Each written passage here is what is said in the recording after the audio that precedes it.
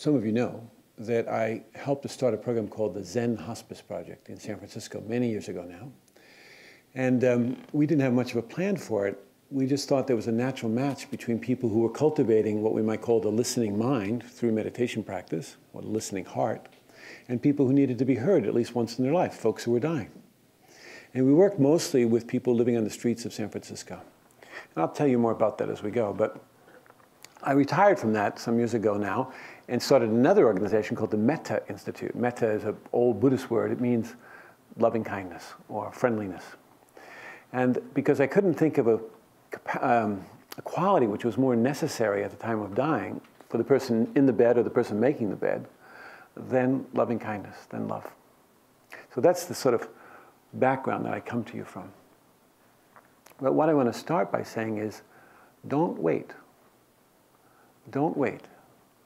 Waiting is full of expectation. Waiting for the next moment to come, we miss this one. I can't tell you how many times I've been with folks, family members, people who are dying, who have said to me in one way or another, when is Mom going to die?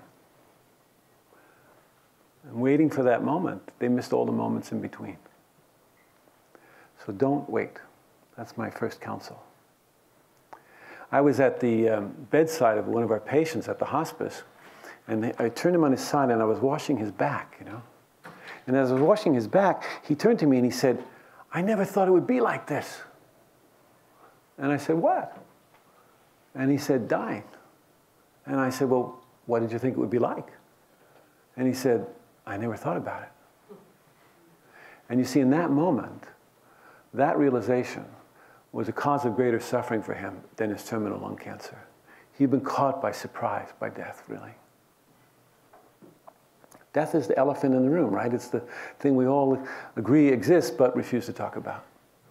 You know, we project our worst fears onto it, we do our best to use euphemisms around it, or we try to avoid the subject altogether. Well, we can run, but we cannot hide. Yeah? There's a beautiful old story, an old Babylonian myth, some of you may know it, about this merchant who sends his servant to the marketplace to get the supplies for the house.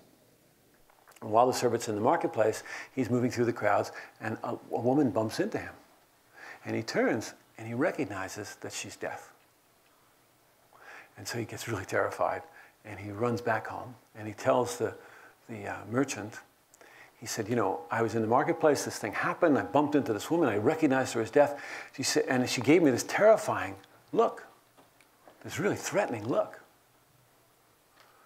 And she said, so please lend me your horse, so I can ride away from here today and escape my fate. I will ride to Samara, and there, death will not find me. Yeah? So the merchant says, sure, of course, take my horse. And the guy rides off in a fury. Then later, the merchant himself, he goes to the market. There, he runs into death. And he said, hey, how come you scared my servant like that? That was a terrible thing to do. Why'd you do that? And Death says, oh, that wasn't a threatening gesture. That was just a look of surprise. I was astonished to see him here in Baghdad when I knew that tonight I had an appointment with him in Samara. We can run, but we cannot hide. Yeah? So over the past 30 years or so, I've spent a lot of time sitting bedside with people who are dying, probably a couple of thousand of them, actually. And some of them died full of disappointment. They turned toward the wall in withdrawal and depression, and they never came back again. And some of them blossomed and found kindness and forgiveness and love that they've been looking for their whole lives. Both of them were my teachers, yeah. Both of them were my teachers. What seemed to really make the difference was the willingness to live into what it means to be human, into the deeper dimensions of what it means to be human. So today, I don't have a PowerPoint presentation. I don't have the 7 steps to an easy death. But what I'd like to do is kind of invite us to sit down with Death and have a cup of tea with her and get to know her really well and see how she might help us understand how to live a more meaningful, purposeful, perhaps loving and wise life. I think we can learn a lot of things about living fully from getting comfortable with death. Now, for me, Death is the kind of secret teacher hiding in plain sight. You know, we think about death as something that will happen at the end of a long road, you know. But death is with us all the time, in the marrow of every passing moment, in this moment, yeah. And as a secret teacher, she can show us, in a way, what matters most. And the good news is we don't have to wait until the time of our dying to find out. Now, some of the folks I work with, they lived on the edges of society. They lived on the margins of society, and they didn't trust much. And if I was going to be of any value to them, I had to be real. And that meant that I had to do my homework. You know, if you say to someone who tells you that they're afraid, and you say, I understand, and you haven't done your homework, you don't know what happens to you when you're afraid, and they will yell bullshit. And they will know that you're just guessing. And they will sniff out your sentimentality and your insincerity. So some of the folks I worked with, they came from cultures that I didn't know, speaking languages that I couldn't understand. There was this wonderful man, I remember Nguyen, a Vietnamese man, and he was really scared of ghosts. He was so terrified of ghosts. And his roommate's name was Isaiah. And Isaiah was an African-American man, and he was very comforted by nightly visits from his dead mother. Yeah? And these guys were roommates. There was folks I worked with in their 20s who barely had started their lives. And Elizabeth, who at 93 said to me, why has death come for me so soon? Yeah. There was a man I worked with, he was a hemophiliac. And he worked in a foundry in East Bay. And a tough guy, you know, real hard-nosed guy. And he contracted the HIV virus from a blood transfusion. But what was really unusual about his situation was that 6 months before, when his son called him to tell him that he was gay and that he was now infected with HIV, the father hung up the phone. He wouldn't talk to him. Yeah. And now, father and son were in the same room, in twin beds, being cared for by Agnes, the son's mother, and the father's wife. Yeah. There was a guy, Alex, that I worked with, who got confused with some dementia, and he climbed out onto his fire escape, and he froze to death one night. All these folks were my teachers, yeah? Now, in Zen, we have this expression that when your teacher's in the room, it keeps you honest, yeah? And so I brought my teachers with me, yeah? And so what I'd like to do in just a moment is I'm going to ask Van to put up some photos of them on the screens. And these are ordinary folks, folks like you and I, who have all died now. You know, people I looked after and cared for. These are my teachers. And so if they're here in the room, they really help me. They really support me a lot. And I think they might be of value to you. Now, as you watch these photos, I'd like to suggest that you watch them in a particular way. This is not my deck. This is not a video that we watch passively. These are real people who have something useful to share with you.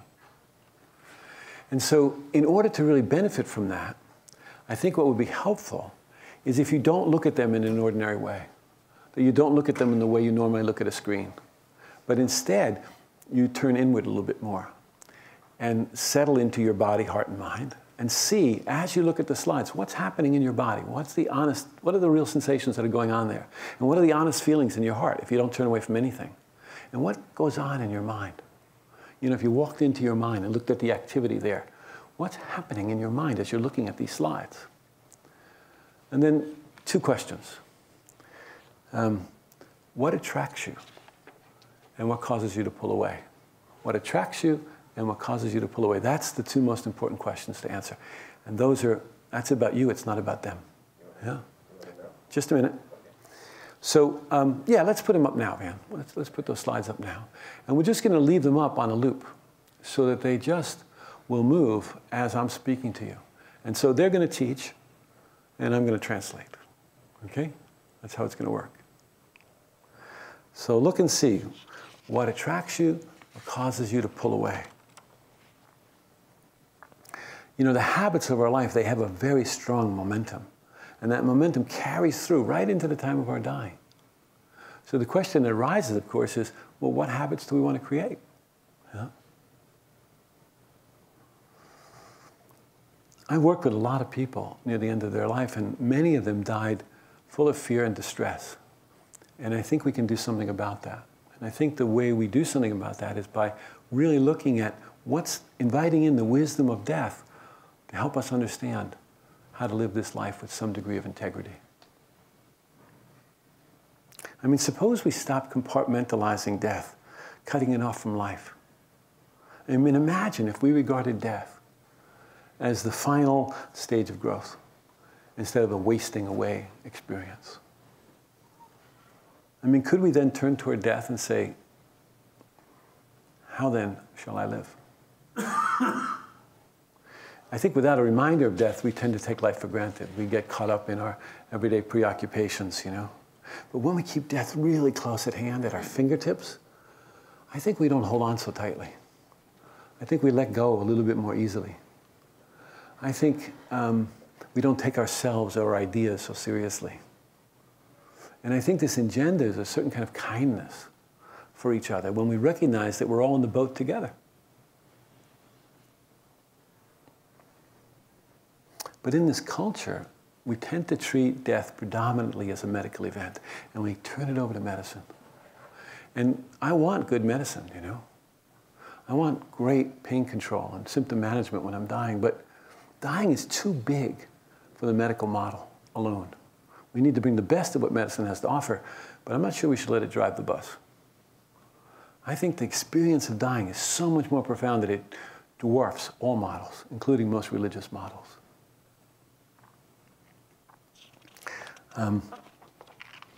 Dying is inevitable and intimate. Now, I said this, I was at a dinner party with a bunch of Silicon Valley folks a little while ago, and I said that dying is inevitable and intimate, and a guy raised his hand immediately. And he said, well, I don't know about inevitable. He said, we're working on that, you know. And I said, great, fantastic, thank you. But, you know, let's take death out of the sentence for a minute. Let's just talk about endings.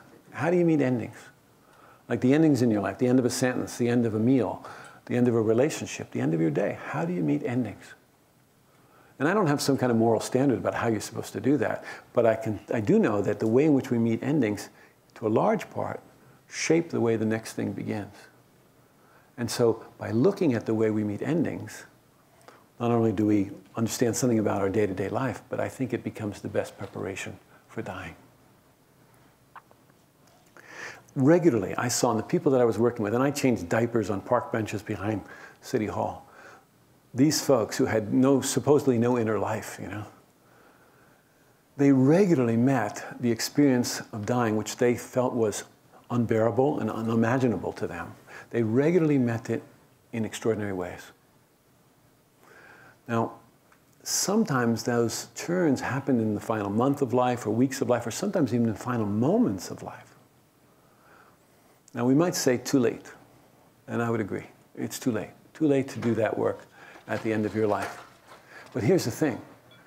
If that opportunity is available to us then, it's available to us now. And we don't need to wait until that time. In fact, to imagine that at the time of our death, we will have the physical strength, the emotional stability, the mental clarity to do the work of a lifetime is a kind of ridiculous gamble, actually. It's not one I would advise. Rather, I think we can harness an awareness of death to help us appreciate the fact that we're alive, to encourage self-exploration, to help us clarify our values, to find meaning, to generate positive action in the world. What becomes really undeniable when you sit with people who are dying is that fragility and impermanence are woven into the very fabric of our existence. It's always coming together and falling apart, and not just at the time of our death. And it's possible to hold it all with love and compassion. In my experience, life's uncertainty actually gives me perspective. You know, as we come into contact with the precariousness of this life, it's absolutely precarious. Then we also come into contact with its preciousness. And then we don't want to waste a moment. Then we want to jump into our life with both feet. We want to tell the people we love that we love them. We want to use our life in a responsible way. So don't wait is a pathway, I think, to fulfillment and an antidote to regret. And embracing the truth that things inevitably will end encourages us not to wait in order to begin living. And instead of pinning our hopes on some future outcome, we focus more on the present and being fully engaged in our lives, just as they are. Mostly we imagine death will come later, right? Like when I'm old. Well, I'm old. This idea of later gives us this really comfortable little illusion. Yeah? Death will come later. It's not going to come now. But change, constant change, is not later. Constant change is now. It's happening right now. Impermanence is the essential truth woven into every aspect of our life. I mean, where is this morning's breakfast? Where is last night's lovemaking? Yeah. Could someone please tell me, where has my blonde hair gone? Yeah. We know, everybody knows, you know, that one day your mother's treasures vase is going to fall off the shelf and break. It's going to happen, right? That your car is going to break down, that, you know, someone we love will die. I think the challenge or the encouragement that I'm trying to offer is to move that understanding from our heads into our hearts. Impermanence isn't the cause of suffering. We actually rely on change. We count on it. I mean, you know, that cold you have today, it won't last forever, right? That really boring dinner party that you're going to go to on Saturday night, it will come to an end, you know? Evil dictatorships will fall. Great trees will fall and burn in our woods to make room for new ones. Presidential terms will come to an end. Yeah. You know, without impermanence, we couldn't lead our lives. Our son couldn't take his first steps. Our daughter couldn't grow up to be a scientist. You know what's kind of funny to me? We pretty much all agree that everything changes, right? Seasons come and go, relationships come and go. We all agree, constant change. Everything is changing, we think, except me. I'm the one thing going through a solid thing, going through a changing world, right? I mean, I have friends who come up to me and say, Frank, I haven't seen you in 20 years. You haven't changed a bit. And I'm really insulted, you know? Like, things are changing all the time. And we tend to think of ourselves as some fixed object going through life. But actually, we are that change. We are like everything else, at once here and disappearing. Yeah? I was just in Japan for some work and teaching there, and I happened to be there at the height of cherry blossoms. Yeah, the beautiful cherry blossoms blooming everywhere, sakura. They're just gorgeous. And I'm going tomorrow to Idaho, where I teach in northern Idaho, where these little tiny blue flax flowers that last for a single day. Yeah. Tell me, what's so beautiful? Why are those flowers, those fragile cherry blossoms, and those so delicate blue flax flowers, why are they so much more beautiful than plastic flowers? I mean, isn't it their brevity that is part of their beauty? I mean, isn't it the fact that we know that they'll come and go? Doesn't that invite us into wonder and to gratitude?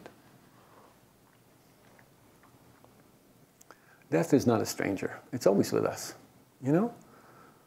This moment you're living now, it'll never come again. Never. And no matter how much you accomplish or how many times you do something, there'll come a time when you do it for the last time.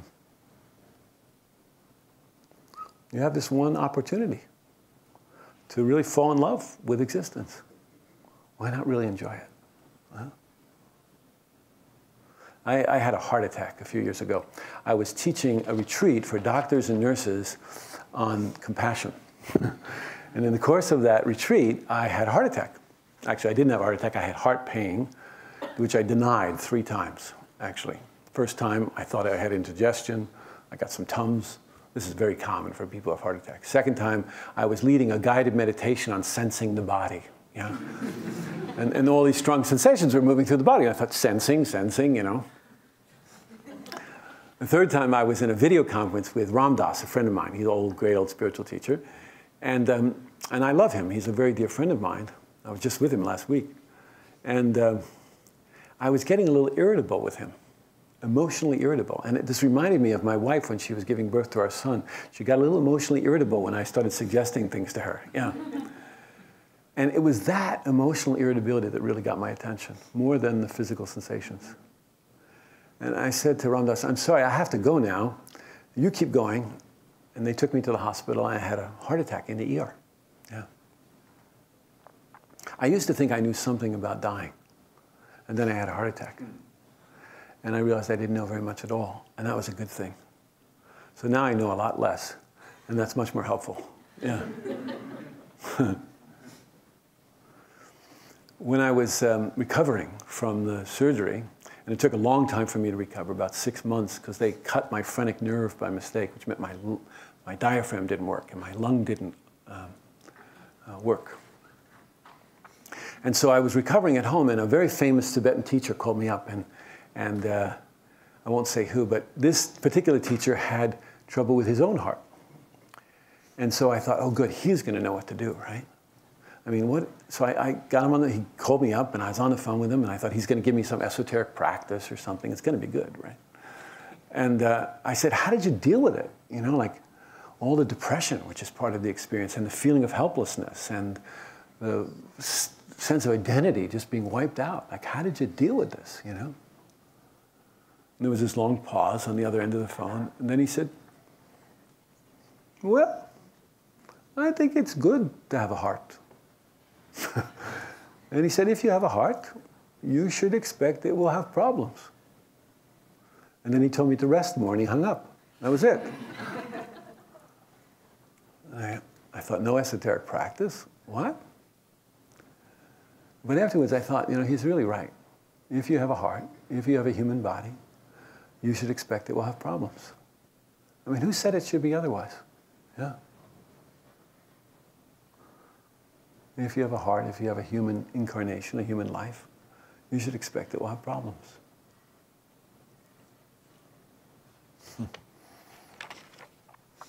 You know, there's this phenomenon that happens with people who are diagnosed with long-term illnesses like cancer. A friend of mine calls it a secret gratitude. It's really an interesting phenomenon. It happens that people with cancer talk to each other, and they talk to me about it, but they don't publicize it so much. And what they're really talking about is after the initial shock of the diagnosis sort of settles, there's this feeling of quiet relief, actually. And the feeling is that they gain a kind of perspective, and they say things like, now I can say no. I can say no to that dinner party I don't want to go to. I can say no to going to work. I don't want to go to work anymore. Yeah? Whereas before, I always felt like I had to say yes to everything. Yeah. And they say, now I can finally rest. There was a woman that we looked after in our hospice. Her name was Adele. And she was this very fierce, 86-year-old Russian Jewish lady, like as tough as they come, really tough as nails, you know, my kind of gal. And the night she was dying, they called me up, and so I went in. I always went in when people were dying to be with them.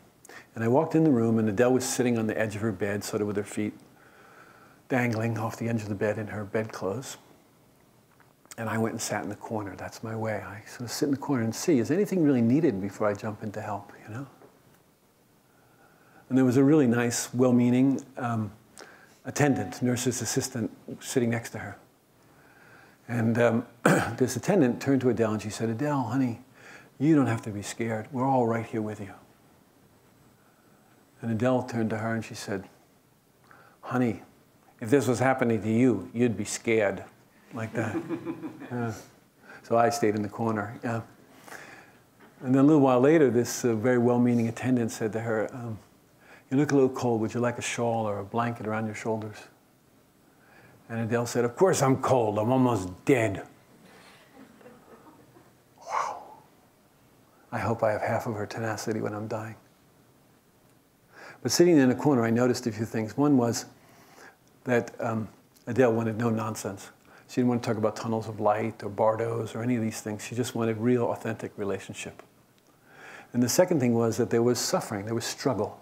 There's a struggle in dying, just like there's a struggle getting born. In her case, it was manifest in the breath. Every in-breath struggle, every out-breath struggle. And this despite the fact that we made all the right interventions of oxygen and morphine, etc. There's still a struggle. There's a labor to dying. Yeah. So I pulled my chair up really close to her. And I looked her directly in the eye and I said, Adele, would you like to suffer a little less? Would you like to struggle a little less? And she said, yes.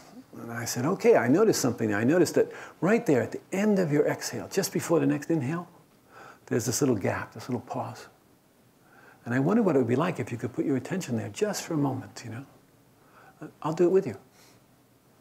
Now, this is a Russian Jewish lady, 86 years old. She doesn't care beans about meditation or Buddhism or mindfulness or any of these things, right? But she's highly motivated in this moment to be free of suffering. So she said, okay. And I said, all right, I'll do it with you. So as she would breathe in, I would breathe in. As she would breathe out, I would breathe out. Just that simple. No special guidance, no California woo-woo energy work or anything like this, you know? Just real. Just real. And I noticed that as we were doing this together, that she found that sort of pause, that gap between the exhale and the next inhale. That's a really interesting place for us. That's a place of fear or faith. Do you really trust the next breath will come? Yeah. And I noticed that as she found this place, the fear on her face, it just drained away, you know. And she had this kind of look of relaxation about her. And she said, I think I want to lie back on my pillow now. I said, great idea. Go ahead, you do that. And a little while later, she died very peacefully. Yeah. Do we have to die before we can rest in peace? You know? I think when we embrace impermanence, when we embrace constant change, a certain grace enters our life. It allows us to treasure our experiences, to feel deeply, to do it all without clinging. And we're free to savor this life, the beauty and the horror of it, actually. Everything can impress itself on our soul, on our consciousness. And I think we can become more appreciative about life. You know, Abe Maslow, the great humanist psychologist, he said, he had a heart attack too. When I had a heart attack, by the way, I studied all the famous people that had heart attacks to see if I could learn something. Yeah. But Abe Maslow had the best thing. He said, death and its ever-present possibility makes love, passionate love, more possible. Yeah, I thought that was beautiful. I mean, you know the two most important questions that people ask me before they die? It's not, you know, when am I going to die or what's going to happen after I die? The two most important questions that people ask me are, am I loved? And did I love well? Am I loved? And did I love well? Everything else is extra. And if those are the most important questions then, why aren't they the most important questions now? All of our relationships will end in separation. The people we love will die. The question becomes, how do I want to care for them now?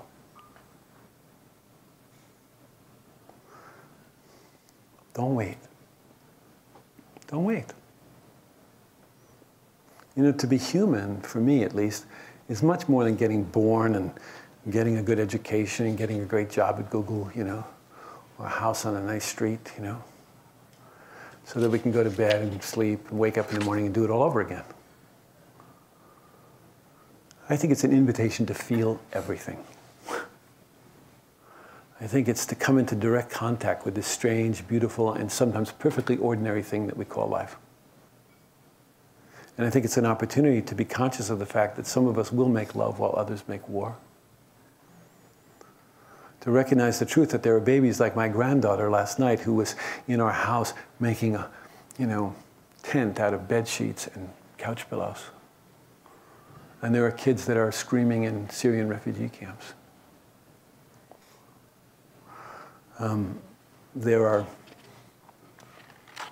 kids getting shot in our schools, and there are others that are speaking truth to power. There's devastation and hopelessness, and there's the passion and the holy commitment of creating a better future for everyone. Yeah. There's me speaking and you listening, and the sense of separation that might exist. And then there's the unity that starts to emerge as soon as we realize, as soon as we start talking about love. Don't wait. Dying folks taught me that. Don't wait. Yeah. So I thought what we might do here is just maybe engage together in a bit of a dialogue. Maybe there's something about what I've said that you want to chat about, or maybe you don't agree with any of it. That's okay. But I thought, let's talk about this. And let's just talk in a real way about what actually matters. And so it's up for grabs. All questions or comments are welcome. And, you know, I'll vamp a little bit here and maybe share some more stories. We'll see what happens. So let me ask you a question. When you were looking at the photos, what attracted you and what caused you to pull away? Anybody willing to say? What attracted you and what caused you to pull away? Just the smiles attracted. The smiles attracted you. What caused you to pull away, even if only slightly? What maybe scared you or made you nervous or you didn't like? I didn't have any. You didn't have anything like that? Yeah. Okay. All right, good. Well, let's hear from some other people. I'm just really curious to know what happened there. You're wanting to say something? We'll get you a mic. I pulled away from the cigarette. From the cigarette, you saw people smoking. Did that happen for anybody else in the room? Yeah, you had the same experience. Several people did. Yeah. You know, we had a hospice at Laguna Honda Hospital, which is the nation's largest long-term care facility. We started there. We were given the basement and back of a hospital to start the hospice in. And in the old days, people could smoke in their beds in the hospital. But, you know, then that kind of got prohibited. And so we had to create a smoker's room. So we put up pictures of famous dead smokers in the smoker's room, of, you know, Humphrey Bogart and Marlene Dietrich and all kinds of movie stars. And all the Buddhists who were kind of closet smokers, you know, that they finally copped to it. And they would hang out there with the patients, yeah. Yeah. Well, maybe, you know, if we've had someone in our family who got sick, or like my mother died of emphysema, so I have some reactivity to cigarettes, yeah.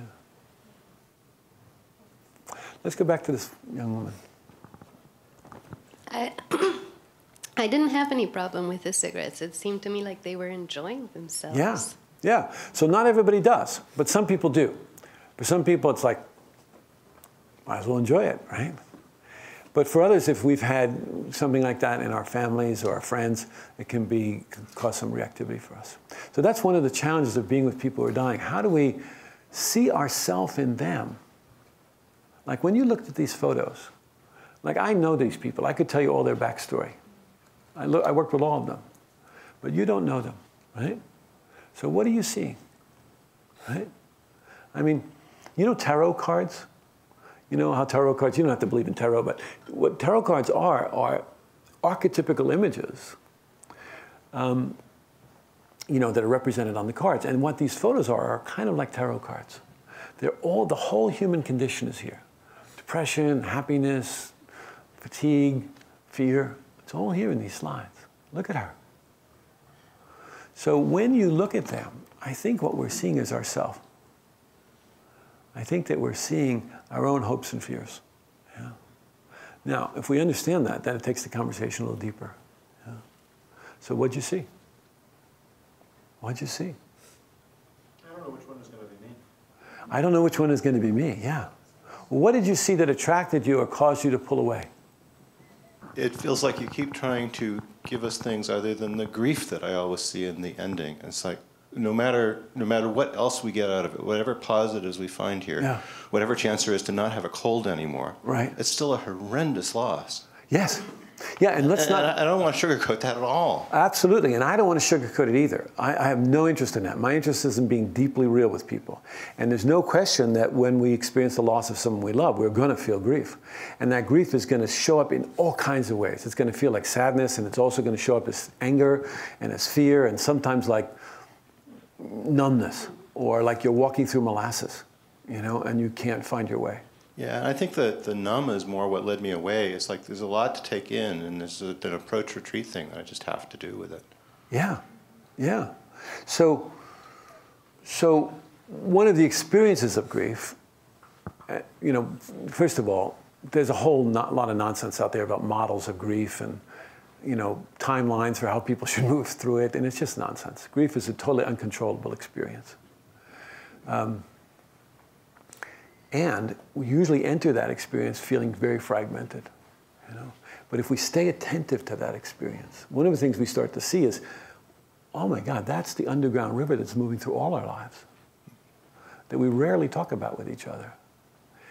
And so we begin to feel this fragmentation begins to become something more like connectedness, actually, more like wholeness. It doesn't start out that way, but it frequently develops into that kind of understanding. What, say just a couple more words. What's the fragmentation that develops into wholeness? How do things connect? Or what, well, in the beginning, we feel fragmented because we feel like our life has been shattered. All the ways that, you know, we counted on it being have been upset in one way or another. Yeah, Mom's going to be here. You know, the people I love are going to be here. That's even if we know otherwise, we believe that to be true. Often. And so part of what happens in grief is not just the loss of that person, but the loss of that particular dream or of that belief. Yeah? And when we can then turn toward that experience as opposed to turning away from it, always when we turn toward suffering, there we find the healing. The healing is always found in the middle of the suffering. Let me give you an example. I was sitting in my office one day, and the phone rang. And it was a dad. And the dad said, we understand that that you could help keep our son at home after he dies. And I said, yeah, I could do that. They wanted to stay with their son for a few days at home. And I said, yeah, I could do that. I said, you just call me when the time comes. He said, no, you don't understand, it's just happened. And I said, oh, okay, I'll be right over. And I drove to their house up in Sonoma County, and they were, I walked in the house. I didn't know this family. I never met them before. But I walked into the room. There was Mom and Dad and a few of the neighbors and friends. And there was this 7-year-old boy in his bed, dead. And I went over to this little boy, following my intuition, which I trust. And I leaned over and I kissed him on the forehead, just as a way of greeting him. And when I did this, the whole room broke into tears. Because while they had cared for him with great love, nobody had touched him since he died. That's the extent of our fear around dying. So this mom and this dad and I talked about this process of bathing the body that's been done in every culture, every religious tradition for millennia. And we talked about how they might do it differently. And they were great gardeners, so we went out to the garden and we got lemon geraniums and sage and rosemary and rose petals. You know, we made a basin of water of all these sweet herbs and flowers. And we got washcloths and towels. And then this mom and this dad started this process of bathing their son. I remember they started at the top of his head and they bathed down his back. And as they bathed down his back, his mom would stop at these little nicks and scratches, you know, and take care of them with so much love.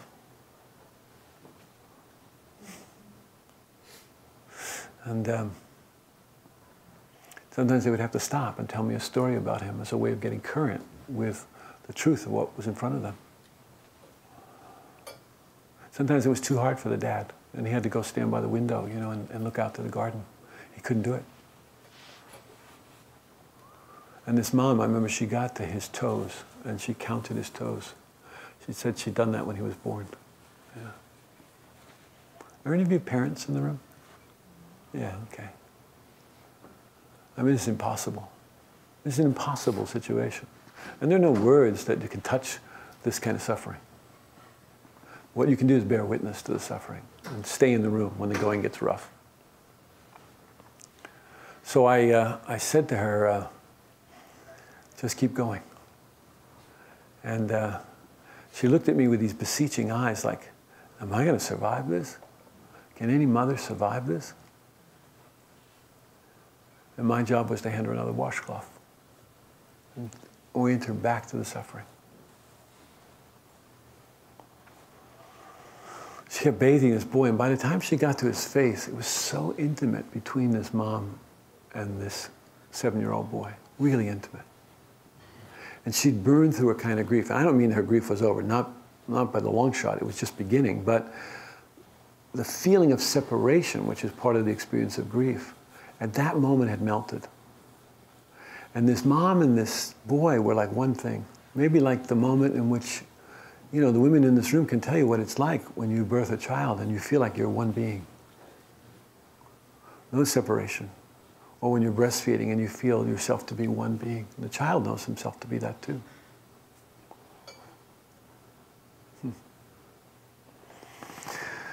I remember that we dressed him in his Mickey Mouse pajamas. And we invited his brothers and sisters in the room. And I asked him what he liked to do the most, and he liked to make model airplanes. So we got those model airplanes and we made a mobile out of them so that brothers and sisters could be part of this. And we hung the mobile over his bed, you know. And I hung out with his younger brothers and sisters. I came home that night, and my own son was 7 years old at the time. And I can tell you, I held him really close. Yeah. So no, I'm not interested in Pollyanna. I'm not interested in skipping over anything, but I am interested in changing the dialogue that we have around death only being failure and only being a wasting away experience. It's not my experience. It's my experience that people frequently, in the middle of that, find resources that they never knew they had and discover unbelievable capacity, actually. It doesn't happen every time, but most of the stories we tell ourselves about dying are scary stories. And I think that that doesn't help us. And that we need to see. Some of us have been in the room with people who have died and it's been hard. And others have been in the room and it's been unbelievably beautiful. Both are true. Both are true. Thank you. From the pictures, I see mostly dying folks were fearful and painful. But I do see a few happy faces. I'll see. And I think dying, if viewed from an eternal point of view, can be viewed as a happy occasion, because I remember there's a song like it's basically says I forgot the title. It's through an open door, all the burdens are laid aside, all the work done. My mother is there waiting for me. My father is there too. Lots of friends are waiting for me. Very happy, you know, happy. Yeah. Right?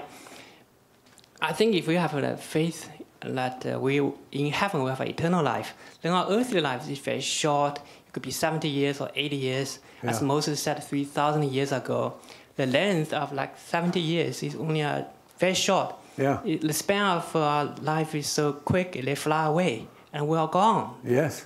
We all fly away. Our life is like a flower of the field. The wind blows over it. Yes. It's gone. Even its place remembers it no more. But for those people who have faith, I think the Creator's eternal love is on those. Their righteousness is on their children's children. I found this kind of hope and the eternal faith gives a lot of comfort. So that's something you have confidence in and you have real faith in. Beautiful. Beautiful for you. Right. I lost 2 sisters when I was a little kid. It was a very traumatic experience. But then I came, my mom is 85 years old and she's really, you know, on that stage. But now I have a lot of peace because, you know, this is going to happen to everybody. Yes. No? It is. And so, you know, awareness, in a way, because some of you are mindfulness students, we could say awareness is totally undivided. And yet, it can include division. It can include paradox. So I think that one of the things that's often true about the dying process is that it's hard. That it's maybe the toughest work we'll ever do in our lives. And being with someone we love, also really difficult, yeah? But it isn't all that it is. It isn't all that it is, yeah?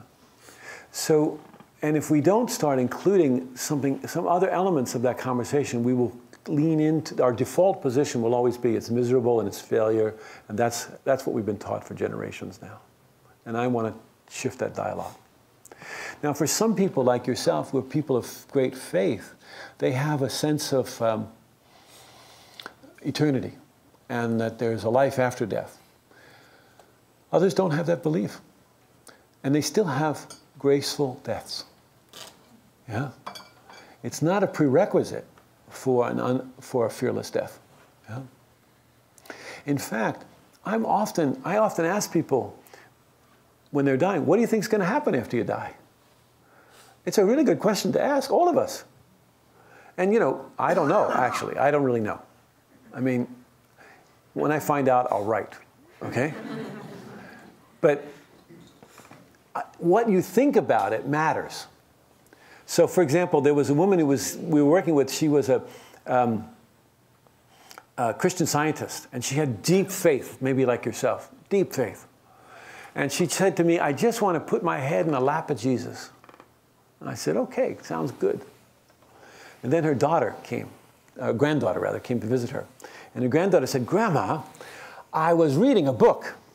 And in this book, it says that after you die, everybody who's died before you will be there to meet you, so you don't have to be worried about anything, Grandma.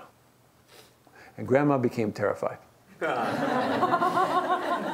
Yeah. You know why? She confided in me that Edgar, her husband, had been beating her most of her life. And the idea of spending eternity with Edgar was terrifying to her. So I don't impose my idea, even those that I have faith in, I don't impose those on others, but rather I try and discover from the other person, what is it that really is truthful to you? So there was a guy, Jackie, in the hospice, African-American man, 30-year heroin user. Yeah? And he's at the Zen Hospice Project. And I said, Jackie, here you are at the Zen Hospice. You think you're going to get born again? He said, yep. I said, well, what are you going to come back as? He said, Jackie.